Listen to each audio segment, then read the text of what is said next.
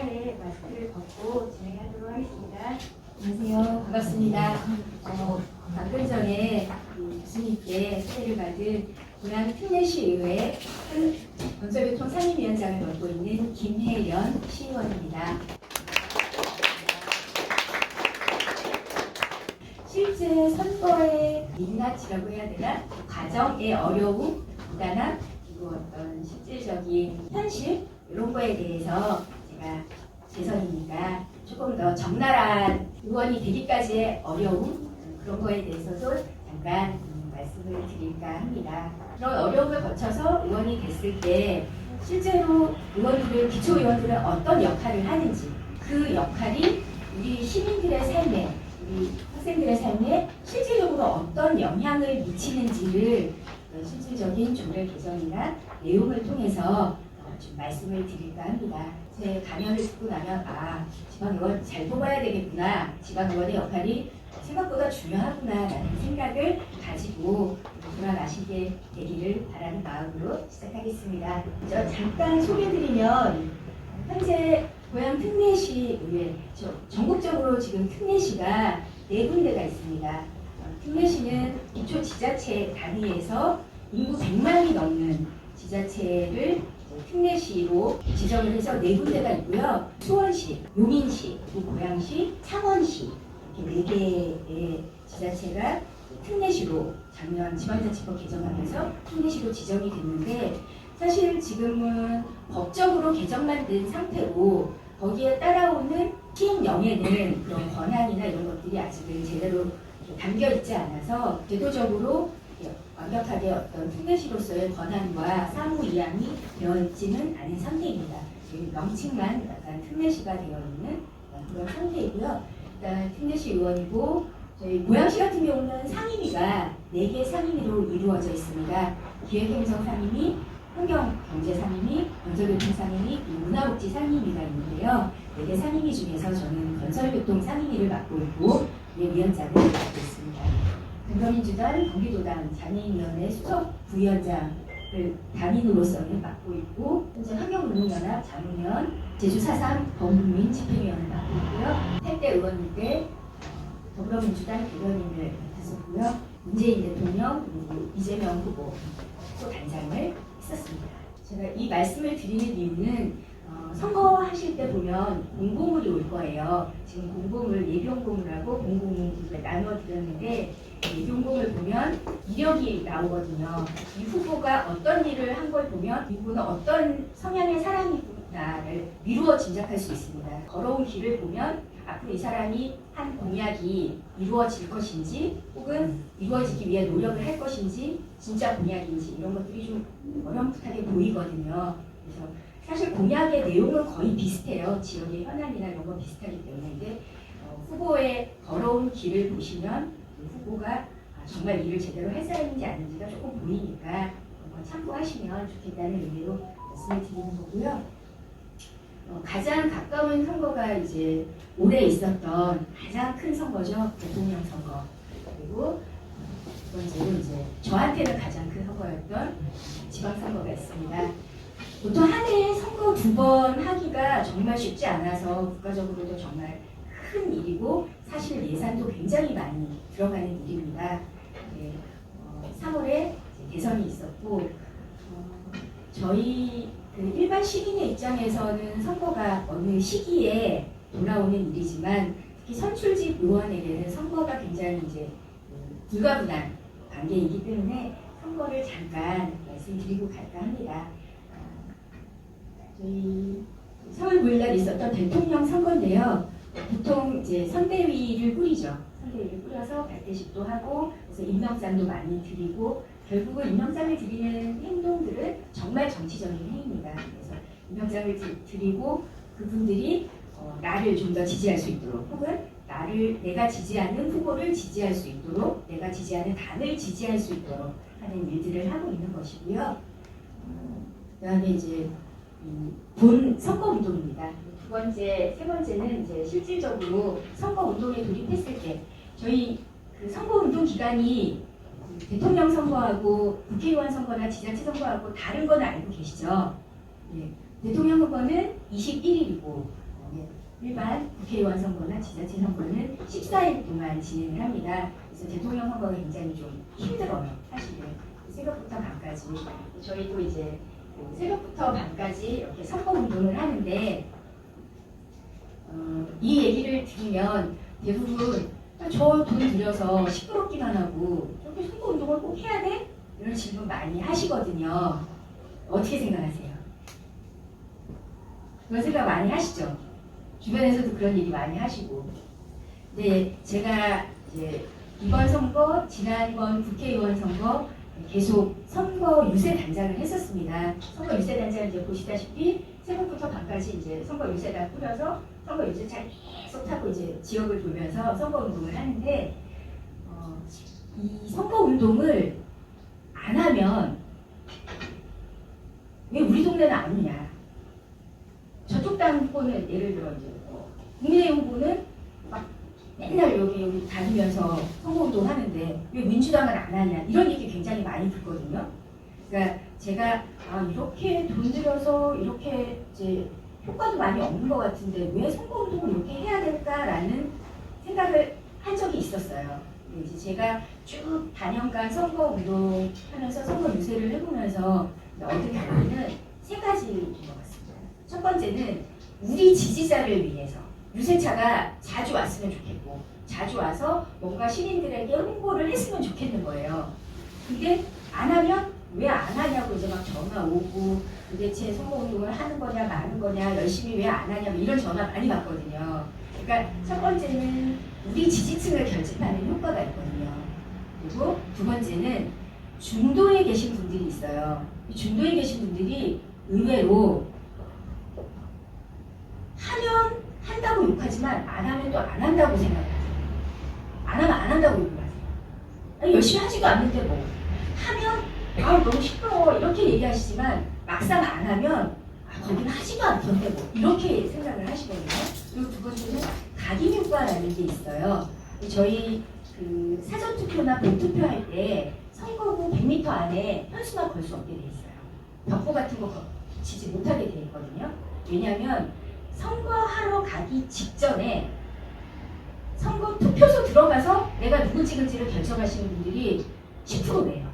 유권자의 10%가 가면서 결정하기 때문에 그 가는 길 100m 안에 투표소 안에 100m 안에 보고 들어가면 그 각인이 잔상이 남아 있어요. 그래서 내가 뭐 딱 마음의 결정을 하고 가시는 분들도 있지만 약 10%의 유권자는 가는 길에 식구들하고 얘기하면서 나 누구 찍어야지 하고 가시거나 들어가는 길에 투표소 안에서 누구 찍어야지 이렇게 결정하시기 때문에 결국은 이렇게 선거운동을 꾸준히 하는 것은 중도에 계신 분들에게 계속 홍보 효과가 각인되는 효과가 있기 때문에 이렇게 하는 것이고요. 세 번째는 이제 기가 죽습니다. 왜냐하면 우리 당을 지지하지 않는 상대당을 지지하는 후보가 상대당은 선거 홍보를 열심히 안 하는데 유세를 열심히 안 하는데 나를 지지하는 당은 내가 지지하는 당 엄청 열심히 해요. 그러면 지지하는 분들 입장에서는 결집하는 효과가 있고 나를 지지하지 않는 저희 당을 지지하지 않는 상대편 입장에서는 기세가 꺾이거든요. 그러니까 왜 내가 지지하는 당은 열심히 안 하지? 왜 저쪽 당 저렇게 열심히 하는데 이게 안 하지? 이런 생각이 들기 때문에 이 선거운동을 적극적으로 하는 이제 이유가 모두에게 영향을 미치기 때문에 나를 지지하는 분들에게 혹은 나를 지지하지 않아도 언젠가 선택을 하는 사람들에게 호소하기 위해서 그리고 세 번째는 이제 나를 지지하지 않지만 상대당을 지지하지만 기세를 잡기 위해서 선거는 반은 기세고 반은 바람이다라는 얘기가 있거든요. 그래서 그런 것 때문에 선거운동을 이렇게 열심히 하는 것이다 라고 생각을 해주시면 좋을 것 같고 관심을 조금 더 가지시고 좀 더 우리에게 필요한 후보를 선택하는 노력을 해주시면 좋을 것 같습니다. 이렇게 해서 이제 대통령 선거는 끝이 났죠. 그리고 6월 달에 바로 전국 지방선거가 있었습니다. 사실 어떻게 보면 대통령 선거는 굉장히 가장 주목도가 높고 가장 많은 분들이 투표를 해서 의사결정을 합니다. 근데 실질적으로 중앙에서 대통령을 통해서 내려오는 중앙 집권적인 것들은 사실 모든 지역에 일관된 기준으로 그냥 전체적으로 뿌리는 예산이거나 뿌리는 정책이기 때문에 사실 각 지역의 특성과 각 지역의 현안을 제대로 담아내지는 못해요.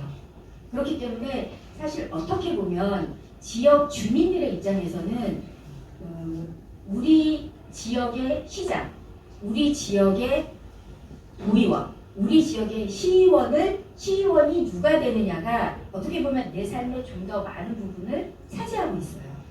내 삶에 더 가깝고 더 많은 부분을 결정하는 것은 오히려 고양시이고, 그 다음에 고양시 의회이고, 그리고 조금 더 범위를 넓히면 경기도이고, 그렇게 되는 것이거든요. 단적인 예를 들면 여기 서울시민이 계시고 경기도민이 계시죠.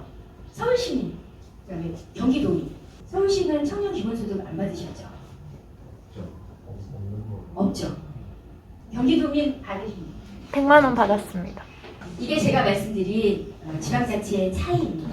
경기도지사가 공약을 걸고 서울시장이 공약을 거는데 경기도지사는 청년 기본소득을 공약으로 걸어서 실질적으로 경기도 예산 50%, 지자체 예산 50%에서 청년 기본소득을 만 24세, 그러니까 25세가 됐을 때 경기도에 거주하는 모든 청년들에게 100만 원씩 지급을 했어요.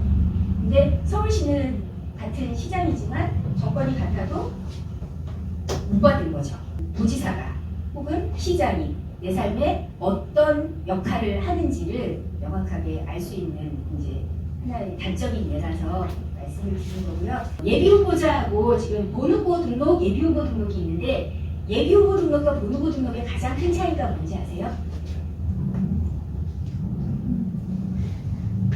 예비후보 등록과 본후보 등록의 가장 큰 차이는 공천입니다. 무소속으로 나오시는 분들이 수도권에서는 거의 없어요. 아마 거의 대부분 기초지자체에서는 국회의원 선거하고 도의원 선거까지는 그러니까 광역의원이죠. 광역의원은 그리고 시장, 지자체장들은 전부 다 소선거구제를 하기 때문에 그냥 한 명씩만 뽑는 거고 시의원 같은 경우는 중대선거구제를 하기 때문에 각 지역에서 2인에서 많으면 5인까지도 후보를 뽑고 있습니다. 그러니까 이제 의원을 뽑고 있습니다. 여기에 예비후보 등록을 했을 때는 공천이 결정되지 않은 상태입니다. 공천이 결정되지 않은 상태여서 예를 들면 장충동에 민주당 소속인데 A, B, C, D 후보가 다 예비후보 등록을 할 수가 있는 거죠. 그래서 A, B, C, D 후보가 예비후보 등록을 하면 할 수 있는 것들이 선거운동복을 입고 내 이름이 쓰인 선거운동복을 입고 그 다음에 선거 사무실을 만들 수 있고 선거 사무실에 현수막을 달 수 있고 그래서 나를 지역사회의 시민들에게 알릴 수 있는 권한이 생기는 거죠. 그 권한을 선관위에 등록을 함으로써 예비후보 등록을 함으로써 생기는 거고 본후보 등록은 특히 어떤 당의 공천을 받아서 무소속이 아니라 당의 공천을 받아서 나가는 후보들은 공천이 확정이 돼야 돼요. 그래서 본후보 등록은 그 지역의 그 당의 이름으로 1명 또는 가 나가 있을 경우 2명, 가 나가 있을 경우 3명. 그러니까 당의 공천이 정해져야만 본후보 등록을 할 수 있는 거죠. 그래서 공천장이 본후보 등록되는 당에서 공천을 해준 공천장이 가장 중요합니다. 그거를 반드시 첨부해서 당의 공천을 받았다는 공천장을 첨부해서 해야 되는 거죠. 본후보 등록은 사실 거의 그 선거운동 개시 한 2, 3일 전에 하기 때문에 선거운동 우리가 흔히 생각하는 선거운동에 필요한 모든 것들은 사실 본후보 등록하고 나서 하신다고 보면 돼요. 선거운동원들을 한다거나 보시면 그 뒤에 선거 사무실을 만든다거나 선거용 현수막을 단다거나 그다음에 선거운동 명함을 대부한다거나 선거 사무소를 만들어서 방문의 날을 한다거나 이런 것들은 사실 대부분 이제 본후보 등록하고 하시는 분들이고요.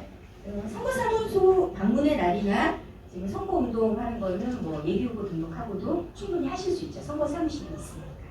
네, 우리가 이제 유권자들이 생각하는 대부분의 선거운동은 사실은 본후보 등록하고 나서 공보물 벽보가 나온다거나 공보물이 온다거나 현수막을 건다거나 이런 길거리 현수막을 개척한다거나 이런 모든 일련의 과정은 사실 본후보 등록이 확정되어야만 할 수 있는 거라서 예비후보와 본후보는 큰 차이가 있습니다.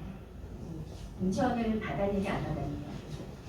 장충동에 이제 예비후보자는 ABCD 한 5명이 있을 수 있지만 실제로 본후보 등록을 한 사람은 1명 내지 다, 나, 2명 이 정도가 되는 거죠. 보통은 1명일 경우가 가장 많습니다. 각 당에 1명 정도. 생각하시면 될 것 같고요. 그래서 이런 어려운 과정을 거쳤고 사실 이제 저희 첫 번째 현수막 보시면 아시겠지만 1-나잖아요. 제가 1-나번이었거든요. 그러니까 민주당의 저희 지역은 3인 선거구였어요. 그래서 3명을 뽑는 선거구였고 저희 민주당도 가, 나를 냈고 국민의힘도 가, 나를 냈고 그래서 3명이 당선되는 상황이어서 이제 이런 선거 운동을 거쳐서 선거 운동을 했었고 지금 보여드린 이제 공보물이 2개가 있는데요. 하나 좀 얇은 거 있죠. 지금 이 공보물은 이제 실제로 제가 했던 선거 공보물이고요. 2장짜리, 1장짜리 얇은 거 있습니다. 네. 네. 지금 보이지 않는데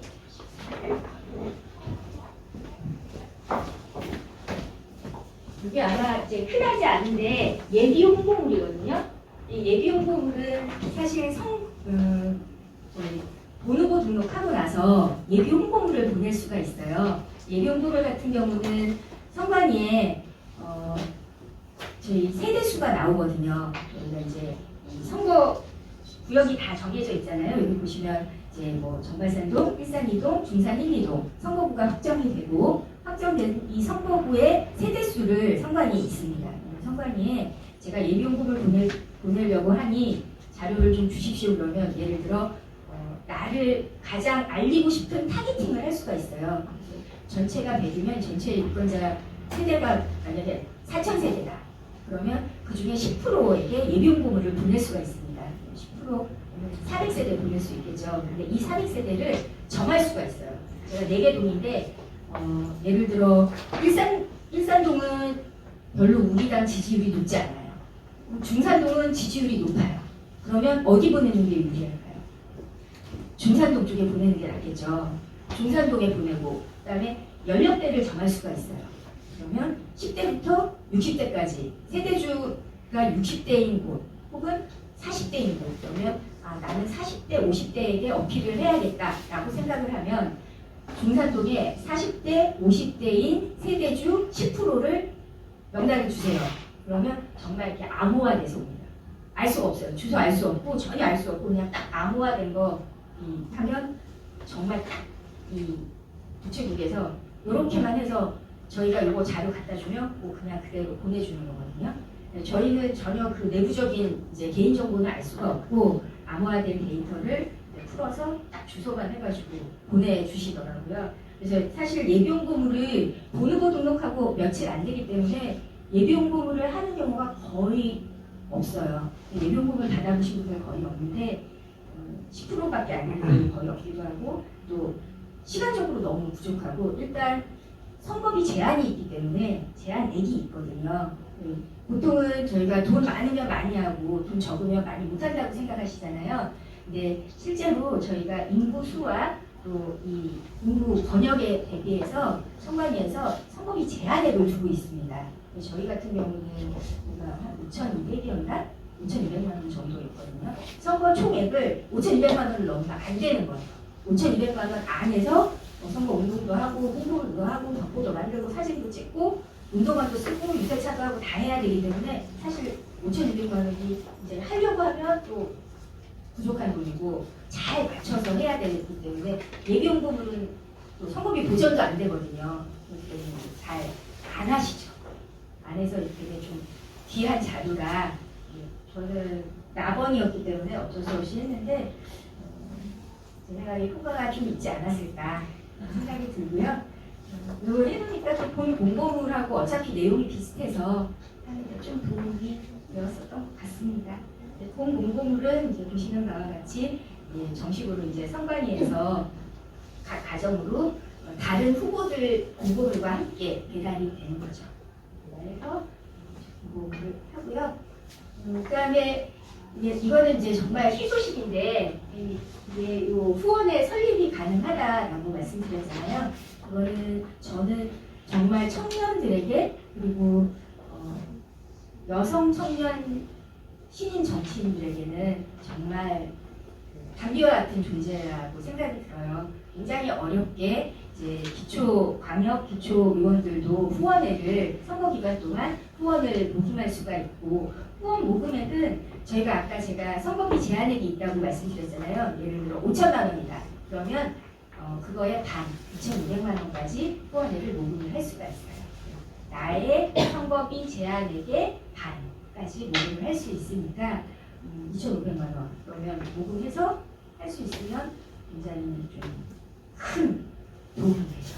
후원금으로는 사실 보존이 안 되는 일용고물이나 혹은 사무실 얻을 때 쓰는 비용 이런 것들도 후원회로 할 수 있기 때문에 굉장히 큰 도움이 되는 것 같습니다.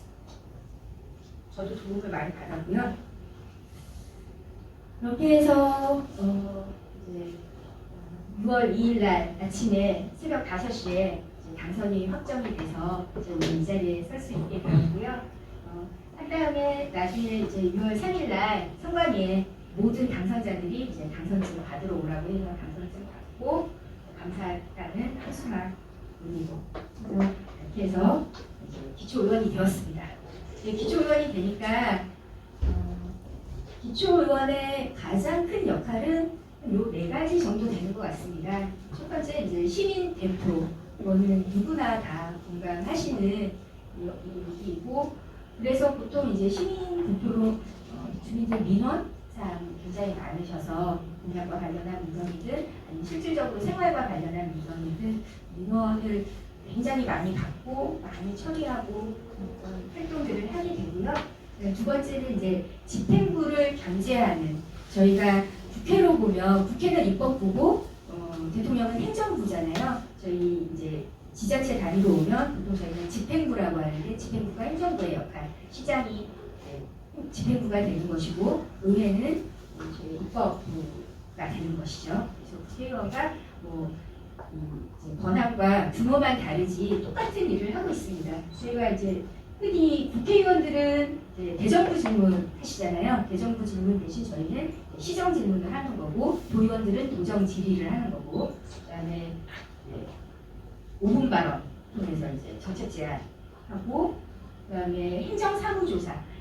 저희 국회의원들은 이제 국정감사 하시잖아요. 국정감사처럼 저희는 행정사무감사를 진행을 하고 있고, 그다음에 좀 이제 국회의원들 특위 활동하고, 이제 특별한 일이 있을 때 이제 국정조사 특위를 발동하잖아요. 그것처럼 저희도 행정사무조사 이제 특위를 만들 수 있습니다. 비상설로 특위를 만들 수 있고요. 그래서 지금 잠깐 5분 발언했던 내용들이 좀 있어서 그 내용을 한번 보시고 가실게요. 장애인은 칫솔질이나 치실질 같은 자가 구강 관리가 어렵고 치과로의 이동, 치과 진료 자체의 어려움, 전문 인력의 필요성 때문에 비장애인보다 구강 건강 수준이 열악하고 제때 치료받지 못해 질환이 방치되는 경우가 많습니다. 경기 북부 지역의 경우 가장 많은 등록 장애인이 살고 있고, 장애인 학교와 장애인 복지관, 재활센터, 주간보호센터, 유관 단체들이 유기적으로 연결되어 있는 고양시야말로 가장 적합한 곳이라고 할 수 있습니다. 장애인 구강진료센터는 장애아를 자녀로 둔 부모님들의 오랜 수건이었습니다. 장애인 구강진료센터 설치를 계기로 지역사회 내 장애인들도 의료 기본권인 치과 의료 서비스를 가까운 곳에서 적시에 받을 수 있도록 고양시와 동료 의원님 그리고 이 자리에 계신 모든 관계자님들의 깊은 관심을 요청드립니다. 경청해 주셔서 감사합니다. 이런 내용이고요. 이제 이거는 5분 발언으로 장애인 치과병원의 필요성에 대해서 5분 발언을 했던 내용이고요. 요 5분 발언의 결과는 아니지만 이제 요거하고 토론회도 몇 번 하고 해서 저희 경기 북부에 장애인 거점 치과 병원이 구강검진센터가 약 이제 11월, 12월 이때 개소를 할 예정입니다. 고양시에 개소를 할 예정이고요. 그렇게 되면 아마 경기 북부의 파주나 김포, 연천 가까운 곳에서는 다 좀 수월하게 장애인 치과 병원을 이용하실 수 있을 것 같습니다. 이거는 시정 질문인데요. 저희 지역구의 현안이기도 하고 사실 이제 저희 지역 중에 녹지가 거의 없는 지역이 있어요. 원래 구도심에 조성이 되다 보니까 그때는 이제 시장도 있고 학교도 있고 한때는 이제 중심가였는데 신도시가 생기면서 이제 인구가 빠지고 그래서 이 녹지가 전혀 없는 구간이어서 이 철도변이 있거든요. 경의선 철도변에 있는 유유부지를 활용을 해서 공원을 좀 만들자라는 계획이었는데 사실 국유지를 쓰는 게 굉장히 어렵습니다. 그래서 이 철도 국토부의 사용 승인을 받아야 되고 또 철도공단하고 사후에 대한 이 위임과 위탁을 받아야 되고 그다음에 점용료를 또 내야 돼요. 점용료가 생각보다 비쌉니다. 그래서 저희가 이 구간에 대해서 거의 연 7천만 원씩 국토부에 점용료를 내야 되는 부분이 있어서 예산을 세우는데도 굉장히 어렵고 국토부하고 협의하기도 굉장히 어려워서 제가 이것 때문에 이제 시정 질문을 했던 것이고요. 담당 부서 국장님하고 시정 질의했던 내용입니다. 그거를 아직도 안 하신 거예요? 그러면 개정이 안 되면 사업 안 하실 겁니까? 저희 녹지 구간이 없는데 더딘 것 같습니다. 일의 진행이 너무 공무원들께서 힘드신 건 알고 있지만 적극적인 행정을 좀 해주셨으면 좋겠습니다. 앞으로 해당 구역의 지구단위 계획이나 개발 계획이 수립될 예정이 있습니까? 향후 3년 안에? 그렇죠. 앞으로 없습니다. 진행될 예정이 전혀 없습니다. 향후 5년 안에. 그러면 어떻게 녹지 조성을 하실 계획이십니까? 지금 소장님께서 답변하신 내용으로는 녹지 계획이 없는 거나 마찬가지입니다. 저 때가 2019년이었거든요. 2019년 겨울 이런 상태였는데 어쨌거나 저런 이제 우여곡절 끝에 지금 이제 2022년도 다 돼가는데 우여곡절 끝에 내년 3월에 이제 예산도 확보했고 국토부하고 협의도 어느 정도 끝나서 내년 3월이면 공사가 들어가서 약 500m 구간의 철도 유유부지를 활용한 공원을 조성할 수 있게 되었습니다. 그리고 이제 행정사무감사는 정례회가 1년에 큰 오랜 기간 하는 회의가 크게 2개가 있어요. 그래서 1차 정례회, 2차 정례회라고 하는데 1차 정례회 때는 보통 결산하고 행정사무감사를 하고요. 2차 정례회 때는 내년 예산을 다루는 본예산 심의를 합니다. 중요한 건 보통 이제 5월, 6월쯤에 행정사무감사 그리고 연말에 한 11월쯤에 본예산을 다루는 2차 정례회를 하는데 이 내용은 지금 보시는 거는 이제 저희 행정사무감사 하는 것이고요. 결산하고 행정사무감사를 보통 같이 하기 때문에 거의 약 한 달 정도 기간 동안 하고 실제 행정사무감사는 한 8일에서 9일 정도 소요가 되는데 이 기간 동안 집중적으로 질의는 하지만 이 행정사무감사를 위해서 약 1년 동안 앞선 행정들이 제대로 잘 되었는지 그래서 모든 행정부, 모든 집행부의 예산은 제대로 썼는지 사업은 계획대로 했는지 거기에 비리나 혹은 잘못된 건 없는지 이런 것들을 총체적으로 쭉 훑어서 이제 1년의 행정사무감사 기간에 이제 집중적으로 한다고 보시면 되고요. 이때 질의하고 이제 시정하도록 하는 것들은 계속 이런 시정이 되었는지를 계속 또 체크하면서 제대로 안 되면 다시 또 시정 질문하기도 하고 제대로 안 되면 또 5분 발언하면서 이제 문제 제기를 하고 그런 형태로 진행된다고 보시면 되고요. 하면서 이거 좀 미비한데 제도가 미비하다 그러면 이제 조례를 만들거나 이제 개정하거나 이런 과정을 같이 거치기 때문에 사실 어떻게 보면 이 1년의 과정들이 따로 있다기보다 한꺼번에 같이 큰 틀에서 예산 세워서 예산 제대로 잘 되는지 보고 결산 제대로 잘 썼는지 확인하고 결산한 다음에 제대로 일했는지 행정사무감사에서 보고 다시 또 본예산에 제대로 못한 거는 예산을 자르고 제대로 한 거는 필요한 예산은 좀 더 본예산에 많이 증액해서 담도록 하고 이런 역할들을 계속 꾸준히 이렇게 쭉 순환된다라고 보시면 될 것 같습니다. 여기 보시면 이제 저희 예산 자료인데요. 보통 한 번 오면 거의 진짜 한 이만큼 높이로 자료들이 오고 있습니다. 별첨 자료까지 하면 굉장히 많은 자료가 오고 그 자료를 열심히 보려고 행감할 때는 거의 뭐 늦은 시간까지 밤을 새고 공부를 하고 실제로 저희 첫 탈때 때 했을 때 그 이제 12시가 지나면 차수련경 하거든요. 차수련경에서 새벽 2시까지 행감을 한 적도 있었거든요. 2시, 3시까지 한 적도 있고 실제로 국회의원들도 아마 국감하면서 이렇게 새벽까지 하시는 걸로 알고 있습니다. 생각보다 일이 많더라고요. 일을 하고 있고요. 오늘의 주제는 좀 민낯을 보여드린다는 차원이기 때문에 약간 지저분하고 그래도 평소의 상황이라 양해 부탁드리겠습니다. 실제로 이제 저희가 의원이 돼서 가장 크게 역할을 할 수 있는 게 사실 저는 조례 제 개정 부분에 큰 역할을 두고 싶은데 조례 약간 좀 제가 제정했던 조례, 개정했던 조례를 중심으로 말씀을 드릴 건데 조례 제정 절차를 보시면 이렇습니다. 저는 보통 사전에 정담회나 토론회를 통해서 유관기관이나 이런 필요로 하는 왜 이 조례가 필요한지, 왜 이 조례 개정이 필요한지에 대한 의견을 좀 전문가 집단이나 혹은 시민단체들, 유관기관들을 통해서 이제 의견을 많이 수렴하는 편이고요.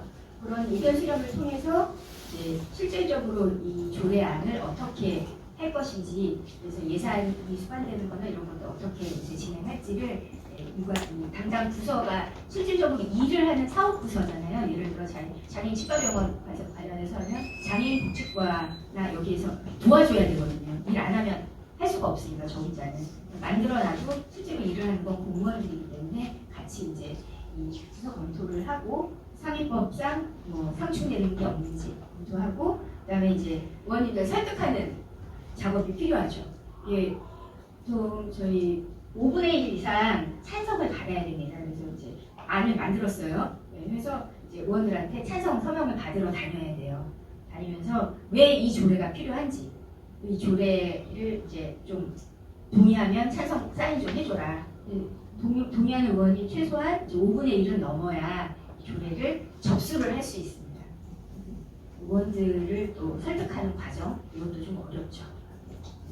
의안 발의해서 의사국에 접수를 하면 이제 접수된 상태에서 임시회가 열립니다. 아까 정례회 2번 있다고 말씀드렸잖아요. 이 정례회를 제외한 모든 회의는 임시회거든요. 임시회 때 이제 안건심의들이 들어가니까 안건심의할 때 상임위원회, 아까 제가 저희 고양시 4개 상임위원회 있다고 했잖아요. 그 각 부서가 속한 상임위, 예를 들어 뭐 도시교통이다, 교통정책이다, 교통정책에 대한 거면 저희 건설교통 상임위로 오겠죠. 그리고 뭐 장애인 뭐 이런 장애인 복지다 그러면 문화복지로 가겠죠. 그래서 이제 가면 각 상임위에서 예비 심사를 합니다. 예비 심사에서 통과되면 이제 본회의로 통과된 상태로 본회의로 되는 것이고요. 상임위에서 부결되잖아요. 상임위에서 부결되면 어떻게 될까요? 본회의에 못 가는 거예요. 본회의에 못 가고 그냥 부결로 끝나는 거죠. 그래서 일단 상임위를 통과하는 게 굉장히 어렵기 때문에 의원들도 설득해야 되고 그다음에 또 상임위 의원들도 설득해야 되고 그래서 이 과정이 생각보다 쉽지 않아서 가결되는 경우는 거의 없어요. 제가 원하는 대로 해도 실질적으로 의원들이 상임위에서 계속 이제 의견을 내고 하면 수정 가결되는 경우가 되게 많고요. 그래서 의원들하고 이제 충분히 소통하는 게 굉장히 필요하더라고요. 제가 해보니까. 계류되는 국회에서도 뭐 계류되는 안건들 많다고 하잖아요. 그게 국회는 더 어렵고 그 이제 법사위를 또 통과하기도 어렵고 거기는 또 자꾸 심사도 하고 국제 사법심의위원회도 통과해야 되니까 굉장히 어려운 더 많은 단계가 있어서 그 단계를 넘기가 어렵기 때문에 더 어렵다라는 생각이 들더라고요. 본회의에서 이제 통과가 되면 공표가 되는 것이죠. 공표가 돼서 조례를 이제 실질적으로 시행을 하게 됩니다. 과정을 거치는 거고. 그래서 제가 가장 첫 번째 개정했던 조례입니다. 청년 기본 조례인데요. 여기의 특징은 한 3가지 정도를 볼 수 있는데 첫 번째 청년의 범위를 만 39세까지 확대를 했습니다. 사실 청년 기본법은 34세까지거든요. 경기도 청년 기본조례도 34세로 규정을 하고 있습니다. 왜 39세로 했냐? 가장 많은 질의를 받았어요. 상임위 심의할 때 39세로 한 이유는 그 뒤에 보시면 청년들을 위한 공간 설치를 했습니다. 이 조례에 근거해서 청년 시설에 대한 청년 시설 설치 및 운영에 대한 내용들을 청년 기본조례에 담았거든요. 그래서 이 청년 기본조례에 근거해서 그 뒤에 나오는 청년 시설들을 설치할 수 있었고, 만 39세까지 해야 보다 많은 청년들이 이 시설들을 이용할 수 있는 권한이 생기고, 그다음에 제가 쭉 이제 지원되는 시민들에게 이제 지원되는 내용들을 보니 보통 이제 유아기, 학생, 그리고 청년, 근데 딱 그 35세에서 45세까지가 가장 지원이 없어요. 시에서 해주는 어떤 지원도 없고, 45세가 되면 신중년을 위한 또 정책들이 있고, 또 연세 더 있으시면 뭐 시니어를 위한 정책들도 많고 지원이 많은데, 의외로 35세부터 45세까지가 가장 어떤 시에서 지원을 받기가 지원 정책이 거의 없더라고요. 그래서 39세가 어떤 이제 제가 청년들을 많이 만났을 때 직장을 그만둬서 재취업을 준비하거나 어떤 일을 하다가 자격증을 준비하거나 할 때 어떤 도움을 받을 수 있는 공간 혹은 공유 오피스에 대한 빚 이런 것들이 있는데, 사실 의외로 그런 것을 받기가 되게 어려워서 저희가 예외적으로 고양시는 청년을 만 39세까지 좀 폭넓게 해서 좀 보다 많은 청년들이 지원을 받을 수 있도록 해야 되겠다는 생각이 들어서 거의 2시간에 걸친 상임위에서 이제 저도 발의자 들어가거든요. 거의 경론을 해서 거의 읍소를 하다시피 해서 겨우 통과시켰던 기억이 나고요. 그래서 이제 그런 그 이후에 것들을 할 수 있었고, 그다음에 네 번째 보시면 그 청년정책위원회 구성 명확히 규정이라고 되어 있는데, 보통은 저희가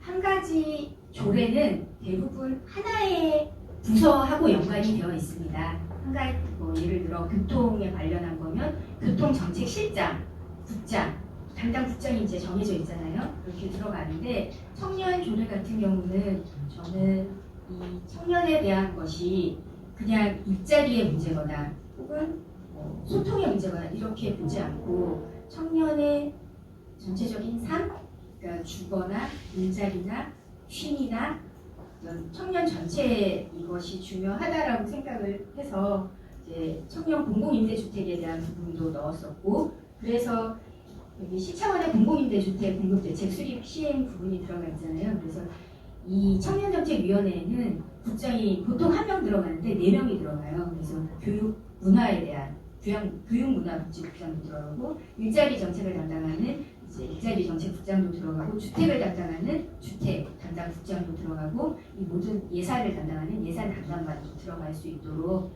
그렇게 조례를 만들어서, 그때도 이제 좀 경론이 일었었습니다. 국장들이 다 못 들어간다, 1명만 넣어라, 나름을 다 넣어서 만들었던 기억이 나고요. 그렇게 어렵게 만들었던 조례였는데, 그래도 그 이후에 청취다가 소통 공간도 만들었고, 이제 창업을 도와주기 위한 이탈 청춘 사업소도 만들었고, 지금 내일품제작소 같은 경우는 그때 계획을 세워서 예산 잡아서 아마 내년에 이제 공사가 완료되는 시점까지 가게 됐습니다. 그래서 사실 제가 8대 때 처음 입성했을 때는 청년 정책이 거의 전무하다시피 했었어요. 예산도 거의 없었고, 지금은 하나의 청년 정책 담당관실이 생겨서 모든 청년에 관련한 모든 정책들을 다루고 하게 되어서 뜻깊게 생각이 되어서 소개를 해드렸습니다. 그리고 재정 조례 중에는 이제 독서문화진흥 조례를 제정을 했습니다. 말 그대로 독서 인구가 점점 줄어들고 있어서 독서를 진흥하기 위한 것이었고요. 실질적으로 이 사업을 했을 때 이제 효과가 나름 이제 의미 있는 효과가 있어서, 친구야 책방 가자라는 사업인데, 고양시 중학교부터 고등학교 학생들에게 15,000원의 이제 부페이를 학교를 통해서 부페이를 지급을 하고, 15,000원의 이제 부페이를 받았잖아요. 받아서 이거를 그 온라인 문고나 큰 교보나 영풍문고 같은 큰 문고는 안 됩니다. 지역 동네 책방, 동네 서점에서만 이 부페이를 사용할 수 있게 바우처권을 주고, 그러면 이제 학생들은 학교에서 부페이를 받아서 이제 가서 동네 책방에서 책을 사고, 코로나로 굉장히 이제 동네 책방이 거의 부사의 위기에 있었는데 다행히 이 사업 덕분에 잘 살 수 있었다, 뭐 이런 이제 나중에 그런 얘기도 듣기는 했는데, 제가 이 사업에 가장 의미 있다고 생각했던 부분은 사실 이제 유아기에 책을 많이 읽었던 시민들, 그리고 자라면서 좀 어렸을 때 책을 많이 접했던 시민들이 커서도 책을 본다는 거예요. 어렸을 때 책을 안 본 분들은, 그리고 어렸을 때 책을 접해도 중고등학교 때 책을 멀리하기 시작하면 안 본다고 하더라고요. 그때 잘 연결이 되면 커서도 성인이 돼서도 책을 많이 읽는다고 해서 그러면 독서 진작을 위해서 그런 우리 중고생들에게 좀 타겟팅을 해보자라고 해서 시장님하고 또 협의를 해서 중고생들을 위한 이제 꼭 사실 이 중고생들이 나중에 이제 이렇게 했더니 나중에 이런 결과가 나왔는데, 신문에 이제 이런 사업의 모니터링을 해봤잖아요. 또 저희가 이제 처음 해보는 사업이니까 처음 해보니 학생들이 그런 효과가 있는 거예요.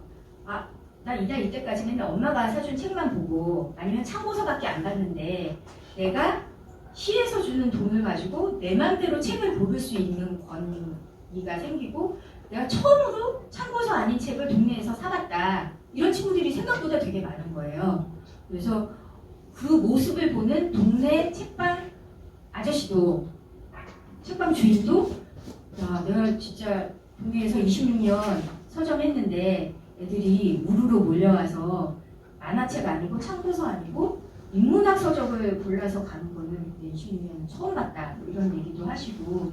그래서 이제 고양시에서는 굉장히 이 사업이 되게 서로에게 윈윈이 되면서 되게 참신했던 사업으로 기억이 되고 있고, 이렇게 한 2년 정도 사업을 한 다음에 이제 나중에는 이제 이게 조금 더 확대가 돼서 공연장 가자, 친구야 공연장 가자. 그래서 어린 시절에 공연을 접한 사람들이 성인이 돼서도 공연을 좀 더 수월하게 접한다라는 얘기가 있어서 그렇게까지 예상을 했었는데, 이렇게 할 수 있었던 사업의 예산의 근거를 독서진흥조례가 있었기 때문에 가능했던 거죠. 그 전에는 그 사업을 하고 싶어도 예산의 근거가 되는 조례가 없었기 때문에 할 수가 없었던 것이거든요. 그래서 굉장히 저 개인적으로는 되게 의미 있는 조례였고, 조례고 또 많은 선순환이 있었다고 생각이 들어서 소개를 해드립니다. 안타깝게도 이제 저희가 이 사업은 올해는 본예산에 담기지를 않았어요. 시장님이 바뀌면서 이 사업을 안 하시겠다고 하셔가지고 좀 개인적으로 좀 안타까움이 있습니다. 그래서 시장님이 어떤 분이 되시느냐, 어떤 이제 또 철학을 가지고 계시느냐에 따라서 조금씩 우리의 어떤 생활이나 삶이 조금씩 달라지는 부분이 있는 것 같습니다. 그리고 이제 뭐 쭉 설명을 드리면, 이거는 저희 상임위 의원으로서 활동하는 것들 중에 한 면을 이제 가져왔는데요. 위원장이다 보니까 신청사 관련한 거나 큰 굵직굵직한 현안들에 대해서 토론회나 패널로 많이 참석을 하게 됐고요. 선출직은 또 정당인으로서 공천을 받아서 됐기 때문에 또 정당인으로서 활동도 해야 되잖아요. 그래서 이런 지역위원회 온라인 당원교육이나, 제가 저희 지역에서는 온라인 당원교육 연수위원장이어서 활동들을 하고 있고, 그다음에 가장 중요한 거는 이제 지역구 의원으로서 활동이잖아요. 그래서 지역구의 현안이나 이런 것들 때문에 이제 현장 조사도 많이 하고 지역 주민들하고 소통도 많이 하고 있습니다. 소통하는 과정들이죠. 소통 간담회도 하고, 그다음에 이제 뭐 이렇게 분들 주민 대표들 오셔서 지방에서 또 미팅도 수차례 하고, 이렇게 하면서 같이 지역의 현안을 이제 해결해 가는 과정, 이런 것들이 굉장히 또 뜻깊고 의미 있는 일들인 것 같습니다.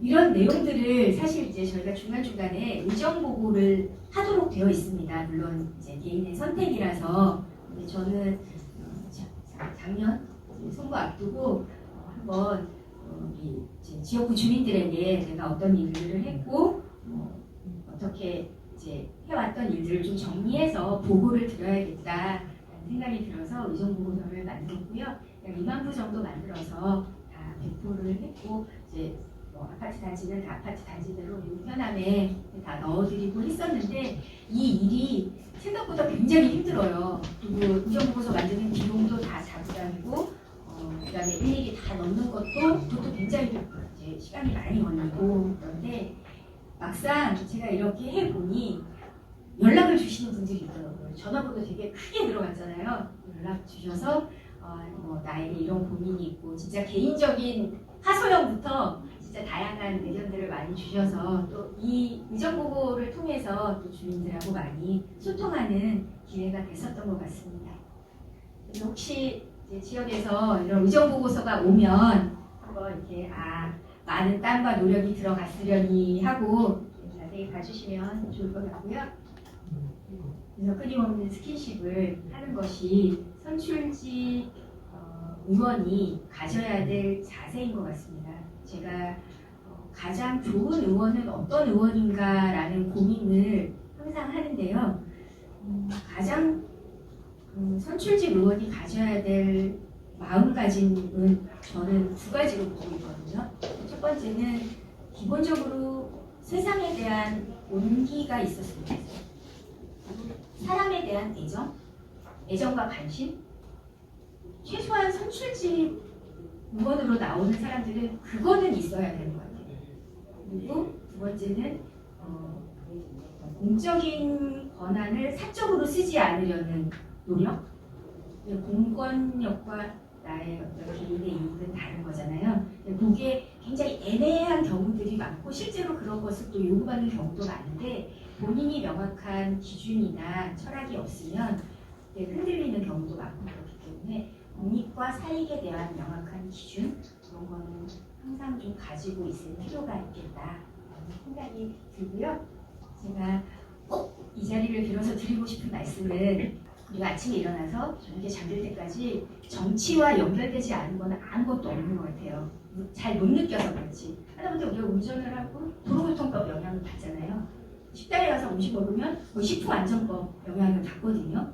그러니까 내가 일어나서 잠들 때까지 모든 내 삶은 정치와 연결이 되어 있고 그 중에 정치가 어떻게 가야 나에게 그리고 내가 살고 있는 우리 공동체에 이익이 될 것인가 도움이 될 것인가 내가 살고 있는 공동체를 같이 생각하는 고민을 좀 해주시면 좋겠다 그런 생각을 가지고 마치려고 하고요. 궁금한 거 있으시면 아주 편안하게 물어보셔도 됩니다. 의원님 실제 의정 활동을 사례를 세밀하게 설명을 해주셔서 시의원의 실무의 절차나 효과에 대해서 많은 정보를 얻을 수 있었습니다. 그 의원님 양력을 보던 중에 수료하신 전공을 확인할 수 있었는데요. 아무래도 영어영문학과는 정치와 밀접한 관계를 가진 전공은 아니라고 여겨지곤 하잖아요. 그래서 의정 활동에 이점이 있었다면 해당 전공에 어떤 도움이 있었는지 그리고 직업인으로서 정치를 결심하시게 된 계기나 이유가 궁금합니다. 제가 영문과를 나왔다는 게 크게 뭐 정치를 하는데 도움이 되지는 않았는데 의외로 영문과를 나온 것에 대해서 이렇게 좀 호의적으로 봐주시기만 하더라고요. 유권자들께서 영문과 나왔어요? 영어 잘하겠네? 이러고 이제 호의적으로 봐주시는 거 그게 최고죠. 그리고 사실 지금 말씀 주신 대로 되게 핵심을 여쭤보셨는데 사실 저도 2002년이 되기 전에는 그냥 그렇게 아이 낳고 키우는 사람이었었는데 2002년에 이제 노무현 대통령이 당선이 되지 않았습니까? 노무현 대통령이 당선되는 그 과정을 2002년 초기부터 그때 국민 경선이었는데요. 국민 참여 경선이었는데 그 과정을 지켜보면서 굉장히 신선한 충격이었고 정치가 좀 퀀텀 점프할 수 있는 약간 우리가 보통 이렇게 되게 이렇게 천천히 가는데 한번 이렇게 훅 하면서 좀 발전할 수 있지 않을까? 그런 생각이 들었고 사실 저는 노무현 대통령을 보면서 정치에 대해서 생각도 많이 바뀌었고 그리고 그러면서 나와 내 가족뿐만 아니라 이제 내가 사는 사회, 내가 사는 세상, 타인에 대해서 관심을 가지게 된 것 같아요.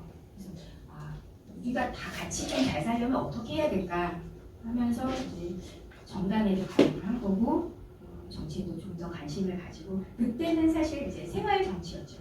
여기서 말씀드리기 조금 그런데 2010년에 저희가 그때 화두가 무상급식이었습니다. 2010년이 이제 지자체 선거하는 해였는데요. 그때 화두가 무상급식이었어요. 지금은 다 무상급식 하잖아요. 그때는 진짜 무상급식을 하냐 마냐 어떻게 잘 사는 애들한테도 왜 밥을 줘? 이런 분위기였거든요. 그때 제가 민주당의 첫 번째 정강정책 연설자로 나가서 20분 동안 이제 KBS에서 정강정책 연설을 했었거든요.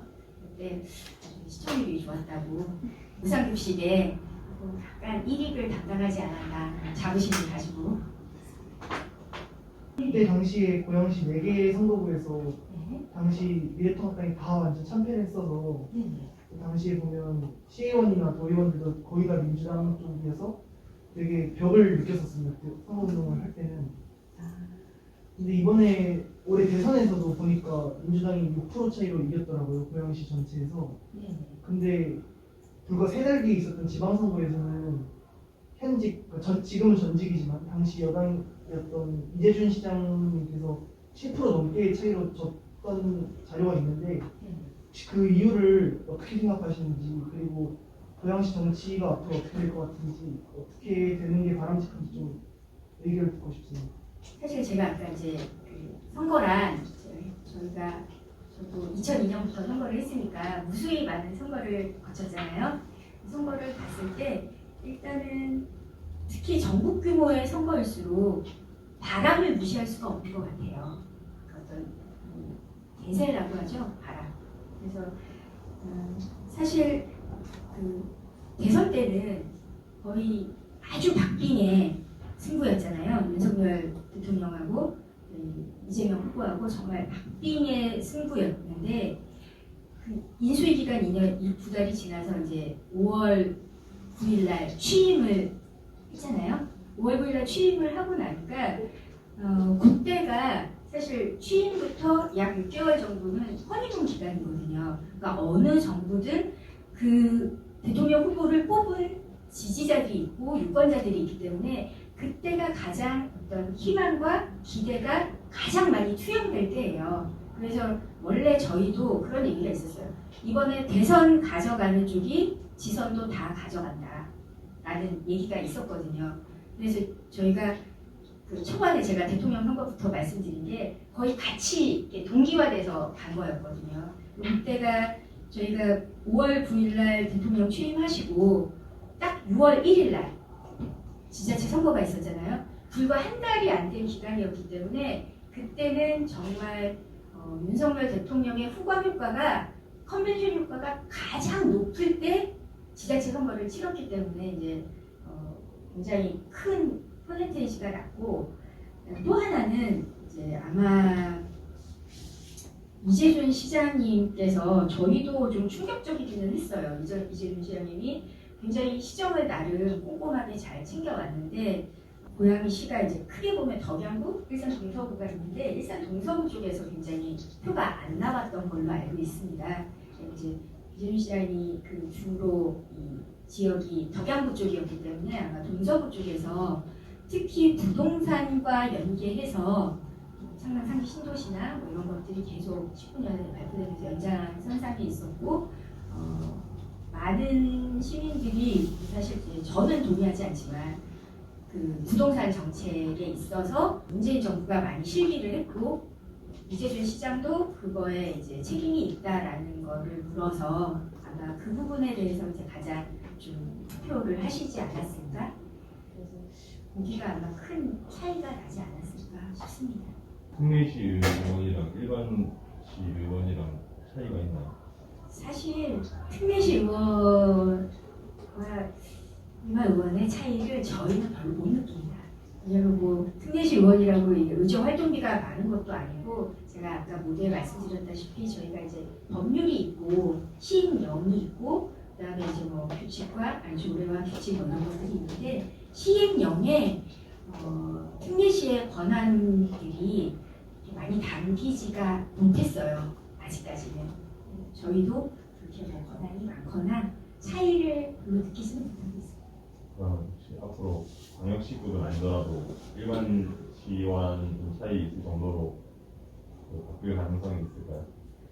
그렇게 되기를 희망하는데 이게 이제 어떻게 보면 저희가 한정된 재화를 가지고 혹은 한정된 그 권한을 가지고 한정된 예산을 가지고 분배를 하는 거잖아요. 근데 사실 특례시는 전국에 4개밖에 없고 특례시가 아닌 곳들이 훨씬 많고 이게 이제 없던 것을 새로 만드는 과정이기 때문에 이게 경기도에서 혹은 재정을 담당하는 기재부나 행안부에서 권한을 나눠줘야 되는데 그게 아직 잘 안 되고 있죠. 오래 보고 계속 치열하게 요구를 해야 되는 그 과정이 시작이라고 봐야죠.